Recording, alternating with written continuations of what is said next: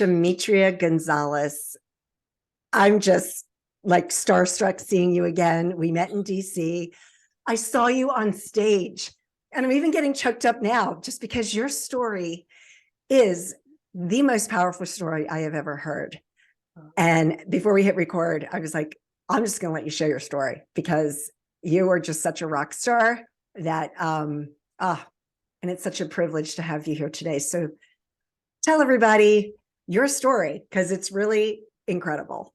Yeah, no. So, first of all, I just want to say thank you for having me here to be able to share the message. A lot of what I wanted to do as being on stage is get a chance to connect with people off stage. The stage is beautiful, but it's the work that's done off stage. It's these conversations where we have a safe space to really dive deep into what it is that my story is about and how I believe that my life has changed so I can inspire and change others.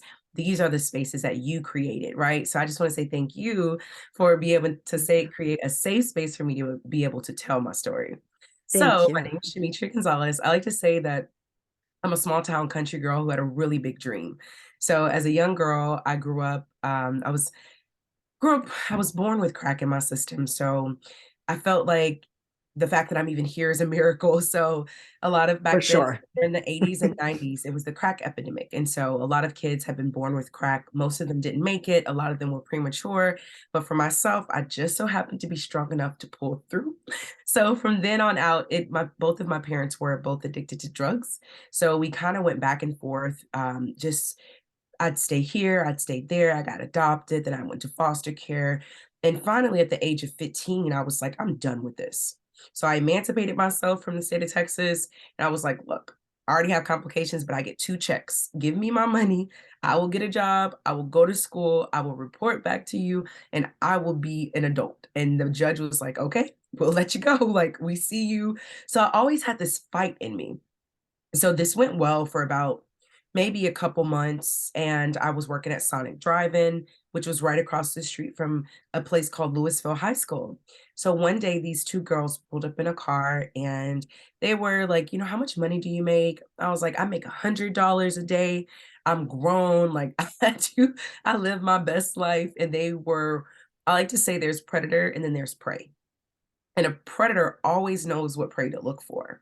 So Mm. while I'm thinking that I have these friends and I have these amazing women that like took an interest in me and want to be a part of my life, and they lured me in by saying, look, you're young, you're pretty, that ain't enough money. Like you can't even survive with that. Like if you want to make some real money, come with us and we'll show you the way. I'm like, took a little while. So they kept coming back. They kept coming back. Every time they came back, they were in a different car. They had money, they would tip me well, they were really nice to me.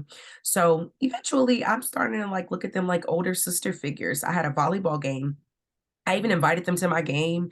They came, and it was, like, a lot of attention around them because you could tell they kinda look, like strippers, but to me, I didn't really judge them like that because they were just really nice to me. Yeah. So, after that game, I just remember them I was like, "Look, I'm so tired of like working every day. I'm a student athlete, but I can't really take care of myself like that on the money that I make, plus be in school." Like my whole thing was I want to go to school and I want to go to college and play a sport one day. Because I was always a really good student athlete. So the girls were like, look, come with us, we'll show you what to do, and we'll make a way. So I went with them and I met this man named Snake. I didn't know what Snake was or what he did or who he was. I just knew that he was like this father figure to the girls. So he was going to be like a father figure to me. So Snake kind of was like, look, you're young, so we'll just have you waitress. So I'm like, okay, cool. I'll waitress. How much money a day? He was like, well, the only thing is you don't have to worry about anything. You don't have to worry about car, house. You don't have to worry about nothing. All you have to worry about is just getting money. And we work together as a team. So when you make money, I get the money, but I take care of y'all. I'm like, done deal. Like that makes no sense to me. So, I mean, that makes a lot of sense to me. So, long story short, this went on for about a year. And as time continued to go on, he was like, well, look, you're a little older now. So now we're going to be doing something different. And I was like, okay, cool. So he was like, now instead of just waitressing, we're going to have you dance. I'm like, well, I'm not old enough to like do that. Like, I don't really want to dance. He was like, well, look, with the family, everybody got to pull their part and you're not making enough money. Psychological again. I'm looking to this man as a father figure. I'm like, oh, I'm not doing I'm not making you happy. I'm not pulling my weight. So I Yeah. started dancing. Still didn't get any money. Still was just kind of being taken care of. So about a couple months later, he's like, look, you making some money, but now we need to go to the big leagues. There's this thing called Molly, and it really helps you to forget. So if you take it, now you could do the work and you don't have to remember it. I know you don't like people touching you and stuff like that. I'm like, makes sense. Oh my Well, gosh. I'll do that every night. So it started to affect me because when I would wake up, just didn't feel right, didn't seem right. Like I kind of remembered it started off one way, and then like every night it was like I was like couldn't work out anymore. I was late for school. I started kind of failing out of classes. And so I'm like, okay, well, something's not right because my body is changing. Like it's different. Just as a woman, it was different. So I'm having to clean myself more and I'm just not feeling comfortable. So long story short, this goes on for a couple more months. Finally, I'm like, I can't do this in school. So I drop out of school, continue to do the work. Then I find out I'm pregnant. Mm. I know I'd never given anybody consent. I was not like one thing, be protected, like, you be smart about it. So I told him and he beat me up. Like he punched me, he slapped me, he taped my mouth closed, he put me in the basement. He was like, you're stupid. So I was like, Mm. I messed up. Like, how could I let this happen? I should have been smarter than that. And this went on for a while. So I did keep the child. I had her. Her name's Adriana. She's 13. She's such a beautiful little soul. Mm. After that, everything was different. So I had the baby and I was like, you know what? I can't do this and not have a plan. So I was like, let me just finish my last semester of school, but I need to do it undercover. So I told him I was going to work day and night shift. So in the daytime, I still went to school. And at night, I was able to, work and make enough money because I was like working back to back to back. And I would say I'm going to take it, but Mm. then I just was conscious of what was really going on. So So you stopped taking the Molly. yes. And Mm. Smart girl. I started to see what was really going on. Right. And there was 3 strikes and you're out, right? So the first strike was the baby. I'm like, okay, I have a baby. I'm by myself. 2, one of my best friends, we're gonna call her Cinnabuns for the name. Like that was what they called her. Everybody had a name. My name was Addiction. Her name was Cinnabuns. So I remember she took them. I didn't take them. So we went through the night and everybody was like sleep and stuff like that. So the guys left. My job was to like call and have the person come pick us up when everything was done.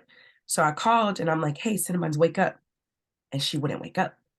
So I'm like freaking out and I'm like, Cinnamons, I'm slapping her face and stuff. So finally she kind of like started foaming like at her mouth. So I'm sorry, this is just like, whew. Mm. So Oh I my called God. him. And I called, so we have something called house moms. They're like madams. They don't do any work. They watch us. They make sure we're in line. So I call her and I'm like, look, I don't know what's wrong with her, but I'm about to call the police. She was like, if you call the police, that's it for you. Like, don't you ever do that. Like, we about to come take care of it. That was the last time I ever saw Cinnabuns. I don't Did know she? what happened to her. You don't know what happened to her. I don't know what happened. But there was a pastor. I didn't know he was a pastor at the time, but he was one of my clients. He was undercover. Oh, That wow.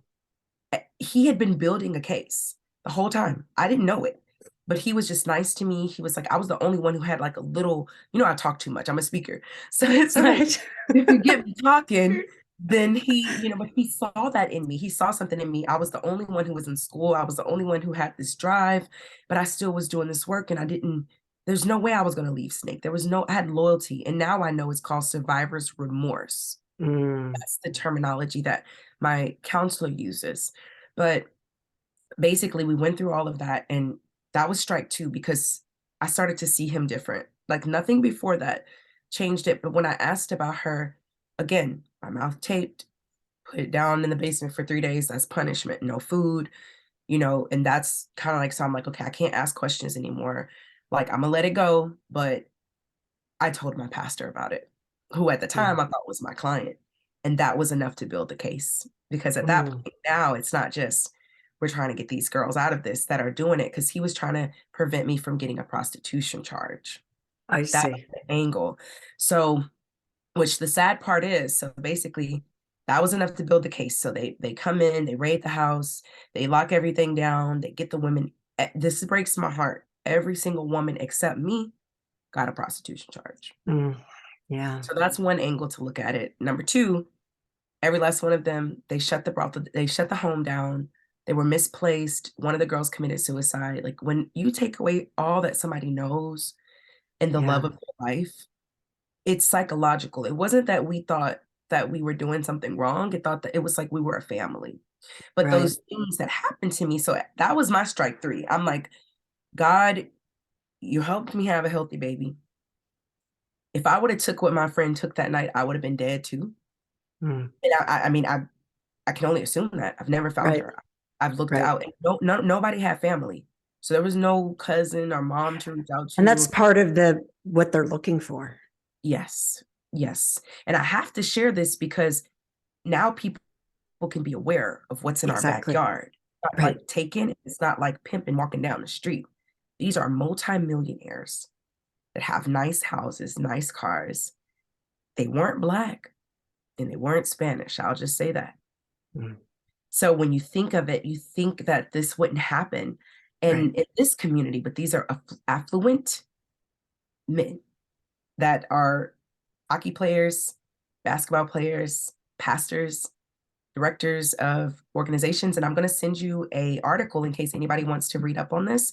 They just brought this ring down in February of this year. And that's the one that you were in? This I mean, it's Just a the same similar one. schools, it's the same area, it's the same people. I won't say it's the same person, but it was a pastor, a hockey player, a director of a not-for-profit, a politician, and a director of a school that were all a part of this. And I have the article, so I'd love to send it to you. It was in Frisco, Texas, which is one of the most affluent Wow. areas in Dallas. Colleyville, Louisville, all the area that I was in, they just So brought. that's crazy. I want to make sure the audience understands what you're talking about. You Yeah. were, in fact, being trafficked, because a lot of Yes. times people think, because until I heard your story a couple of weeks ago, I had Yeah. no idea this was going on because I Wow. was always under and it's just lack of education. We need people like Yeah. you talking to the young women and men Yes. because you think that it's, being trafficked is being like, excuse me, being kidnapped and you Yeah. never see them again and they're being sold off in other countries and this and that. Yeah. There's so much trafficking going on right here in the United States, just Yes. like you said. Yes. And it's so important that especially the young men and women get this because especially, they have poor upbringing and they don't even have to be emancipated like yourself or homeless. They could just have a poor family life and they need something else. Yeah. And I would say the three things that people look for, they look for kids who feel abandonment, they look at for kids who feel rejected, and then they look for kids that have no family. Right. So those were the three criterias, and I didn't know that at the time. And then it's gradual. So it looks like it starts off one way and then they finally get you. They don't just say, do this. They work you Right. into it, and little by little, they make it happen. So again, I will link that information for you, that Okay. article, because this is very big and it solidifies everything that I'm talking about because now they understand what this really is. And they just got, I mean, the whole thing from top to bottom. FBI did a full sting. They have more Wow. technology now and to be able to uncover this. So kudos to that FBI agency. It's Absolutely. been going Because on for this a is, very long time. and again, I think a lot of people don't even realize that things like this are taking place right in our Yes. backyards. Yes. So, like I always tell people, so after that happened, the pastor had me write my story to every HBCU in the country. HBCU stands for Historically Black University, and they at the time had a lot of funding for women like myself who had went through poverty and kind of had been, in situations where they were oppressed and had not the typical background, but they had a will to want to win and they wanted to be Right. educated. So for me, I just so happened to be a student athlete. So I got 28 scholarship offers Oh my to gosh. from all around the country. I chose to go to Southern University, and I chose them because they gave me a apartment. They allowed me to redshirt. They gave me a full academic and educational scholarship. I'm sorry, athletic scholarship.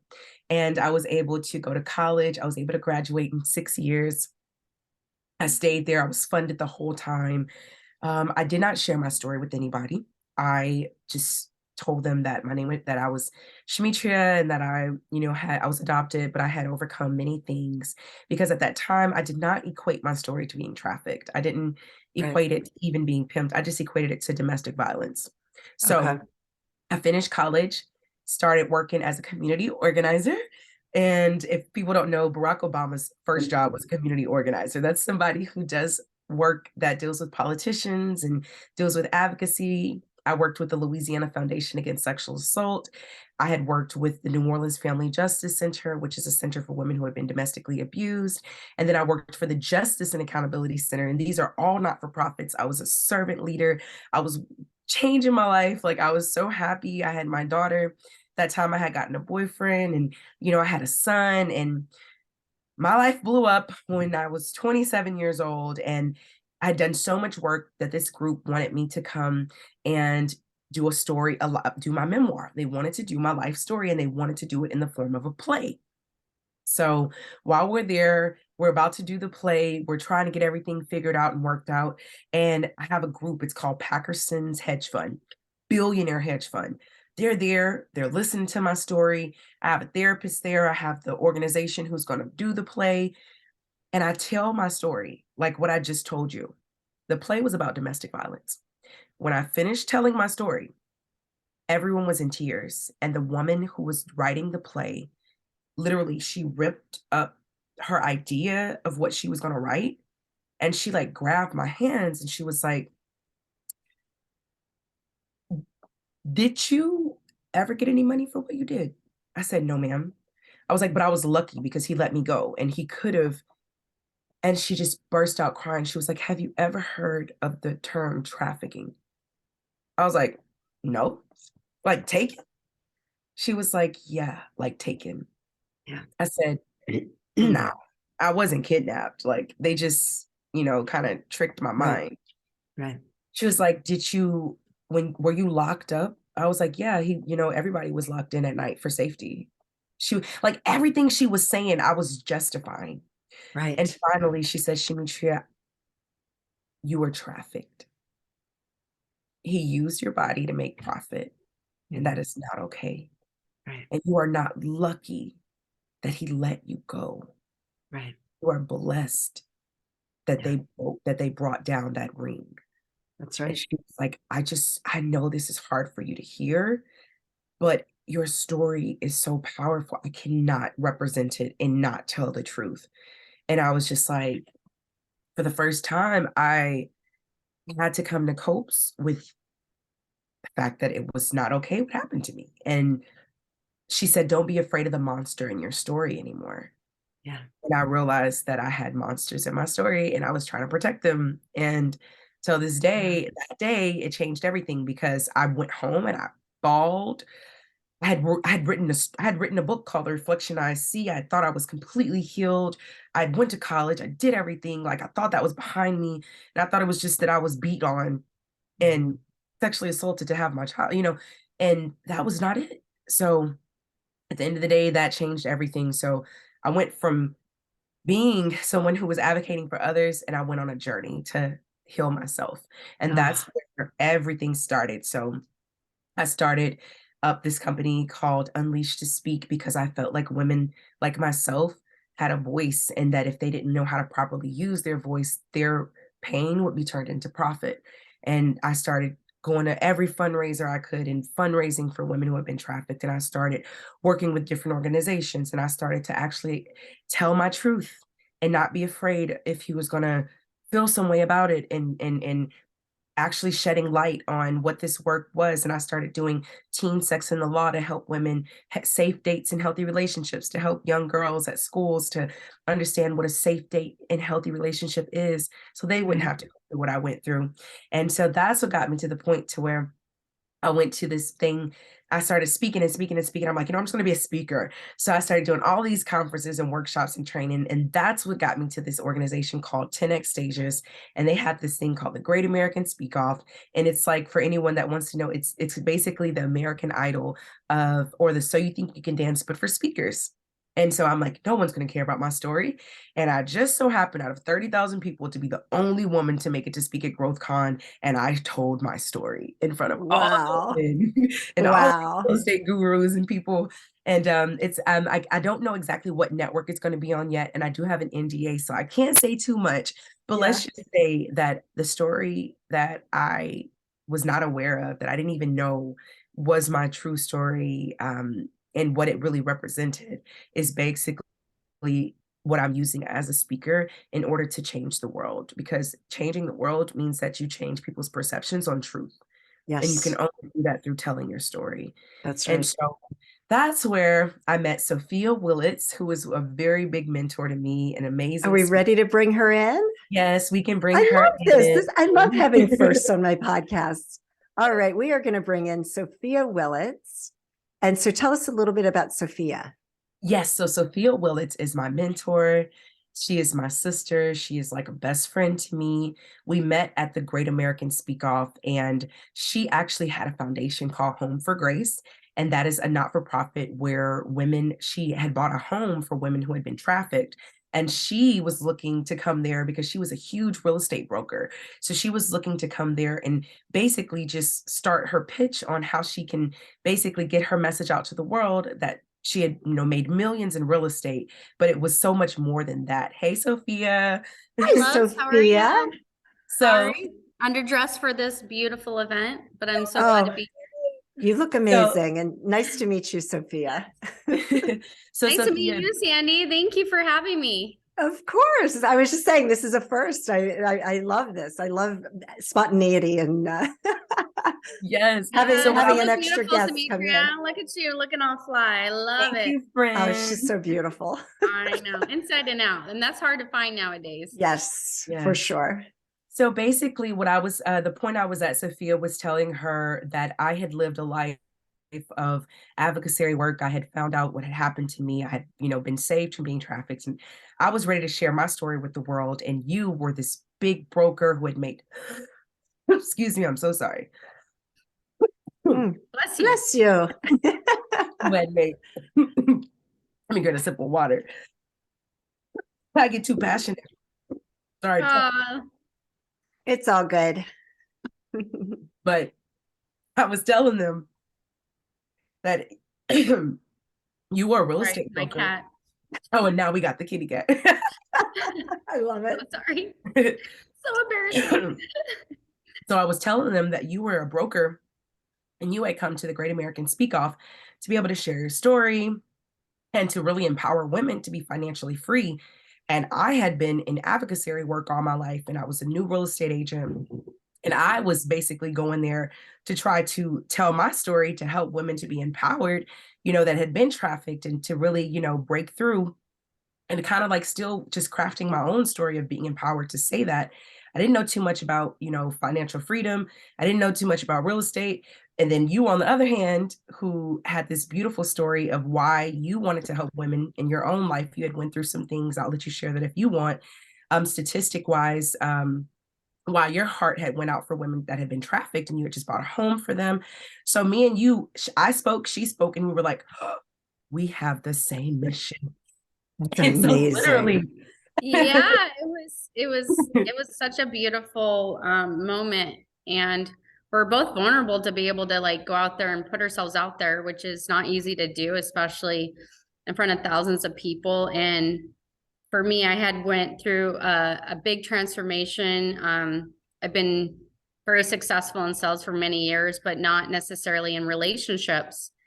And so had a very hard upbringing, a lot of abuse, and then you get into from an abusive relationship with your father to a violent one with men, and so you don't know how to break out of that cycle. So I have a great relationship with my dad now, but it took me years to get there.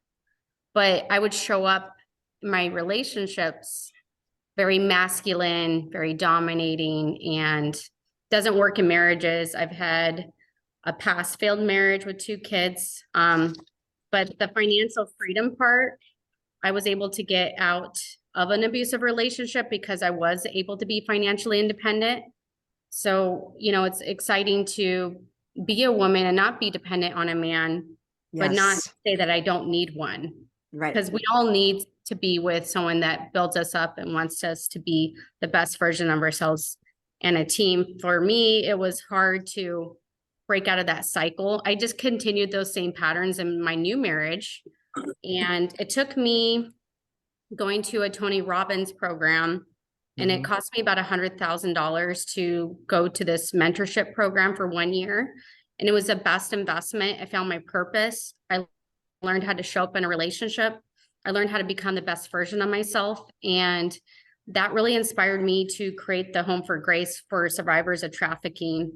You know, I think the biggest thing is since COVID, it's gone up about 153%. The average Really? age in our state is 13 years old. The national average is 17. Me and Shametria, she has a 13-year-old. I have almost a 13-year-old, or she's going to be 14 soon, right? Yeah. Okay, so we're in the same boat. I have a 10-year-old son. You know, I think by the age of 12, they've all been exposed to pornography at such a young age. And that's, you know, on social media, that's how they're targeted. It starts there. And it really hit home for me, you know, because like it affects everyone. It affects every marriage, every relationship, every family and child. With like a click of a button, and you can see some pretty nasty stuff, or you can get anything in an instant. And I'm like, man, what if we created like an awareness called, you know, let's start at home, like Home for Grace. Like, let's raise our standards at home by not opening up pornography, you know, telling your children how to not be predarized or how to do safe dating, having a higher standard at home, because it starts there. Once we can start there, then I think we can have more of an impact on home, because every day people are just looking for love, and maybe they haven't had the right upbringing or the right background. But this is, you know, these are from my past 40 years of life. I've learned how to navigate through some really bad relationships, how to get on unhealthy ones, how not to be unhealthy in a relationship, like myself showing up personally. So I've just learned a lot over the years, and now I'm just attracting that light. And I think that's why me and Shametria really connected very well, because we wanted to be that light for the world, for these really dark places that are out there right now. And it's going on everywhere, and it's just continuing to get worse. But if we can make a difference just starting at home, and then providing homes and resources for survivors of trafficking, and then being able to get apartments where they can actually transition out of our program. So our goal is to have a 12-week program, and then have a then what, which is an apartment, because a lot of these programs will last like, I think, a month or two. Yeah. And they're right back on the street. Like, how are they going to be able to support themselves? Right. And that's part of the problem with with rehabilitating people, whether they come from the prison system, homelessness. It's like they need those skills and the skill set in order to continue, right? Yes. And to help deal with the issues that got them there in the first place. Yeah, and I feel like Shametria has an incredible coaching program, Unleashed to Speak, and she's you know, getting people together to do a retreat healing. I mean, she's really working on the back end. I'm working on you know, I do commercial real estate, so the apartments is where I'm very gifted at, and I've done about 1,000 different transactions, and I've done about 16 different buildings myself personally. Wow. But right now I'm becoming a government contractor, so I'm going to be able to pick up properties from the state and be able to give these women a more of a permanent type of situation to get homes. And Shametria is working on the healing part. I'm working on the mentorship part for people that want to get into real estate. Like Shametria is our first sponsored guest, and you know, she's learning the commercial real estate game to really become financially independent, how to sell apartments, how to buy apartments, how to invest in them. and, you know, create another way of legacy and an empire for herself and her family. Oh, And I think that's so the part that I was at that actually loops in really good, because I had just got to the point of this is where everything shifted for me. So Sophia actually, after that event, Sophia brought me out. She did like when I saw her there, I was like, look, you have a very good presence. You know, you have so much class. I feel like, you know, men still kind of come at me with that low vibration and make me feel like a piece of meat almost. And she was like, look, don't worry, I got you. She brought me out. We did some business etiquette coaching. She got me a full wardrobe. She helped me. She took me to the apartments. I mean, hands-on approach. And I had to bring her on here because a lot of times there's a strong man behind somebody, but I had a strong woman behind me. And I have strong women behind me. And it's only right that we show that and we show up, because yeah, we need a man as far as that family dynamic and that love goes. But when you really want to persevere and you want to push through and you don't have one, you better believe there's some strong women that'll step up and that'll be there for you.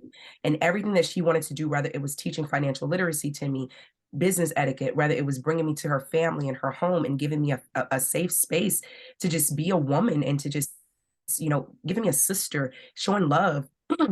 It really is a full around, like it's not halfway in all the way, like one in, one out. It was all in. And we oh my worked gosh. and we worked and we're working right now. I'm working on the retreat. She's working on, she already bought the house. So we're working on getting the house, getting the women actually to the house, and then we have a program for them, and then she's working on the back end to get the apartments, so when they finish the program they can go into the apartments. And then she's Oh, also teaching me multifamily real estate, so now we're working on getting me a deal. And it's just this wraparound beautiful co-partnership and co-creation of something that is bigger than us, and it just takes one. And that's my oh, message to people today. Remember, I think at that event at Her Story Summit Circle, one of the ladies actually said it just takes one good friend, because she didn't have yeah, any friends. And I think for yeah. Sophia, she had some women friends in her life, but they weren't aligned with her vision and her mission. And for Yeah, myself, they unfortunately stood me up on my birthday, my grand launch of my sponsorship program, and I was just like, you know, I'm so proud. But you know what I didn't expect was, I initially was like, hey, you'll be the face for Home for Grace. You're beautiful. I love your story. We did some videos. We gave her a makeover, got her some new clothes and stuff, and then we just became, I don't know how to describe this, like family, like over just a period of time. And then I was like, man, this girl's a BA, because Oh yeah. I'm like, okay, so I'm not necessarily, I don't have a college degree, but I know how to make money. yeah, But she has, like, she's pretty much done with her MBA, and she's ran Yeah, foundations. I So know. she was my missing component of putting all our structure together. I just had a really big dream, and I invested $250,000 into my foundation. And I'm like, how do I make this work now? I'm yep, like, you know, I'm just going to these events, but I didn't have that, you know, my missing half. And you need partners and teammates to get there Yes. faster in life. And I feel like she's more than a teammate. She's my family, and we're going to help thousands and thousands of women. My goal yeah, is to at least get 1,000,000 units. I know it yeah, sounds like a really big goal, It's but okay. You've got to have those big goals, Sophia. yep, yeah, when we did Yeah. our courses in Oakland, yeah. Shametria stayed out for an extra day because she was a speaker. I think it was Uh, Fear into Faith. It was my Fear first sermon. Yeah, it was her first sermon. So she stayed. I went home, but that night, you know, God was definitely with her in that moment, because she met the mayor of Oakland. They had Yes, Wow. 5,000 units abandoned, yes, and they can't get investors to buy them because there's so many rules in California. You know, there's yep, so many regulations. And then when you buy a property, you have to pay 3.1 third of the sales price in tax. So it yep, basically eliminates your cash flow when you're going to invest into a property in California.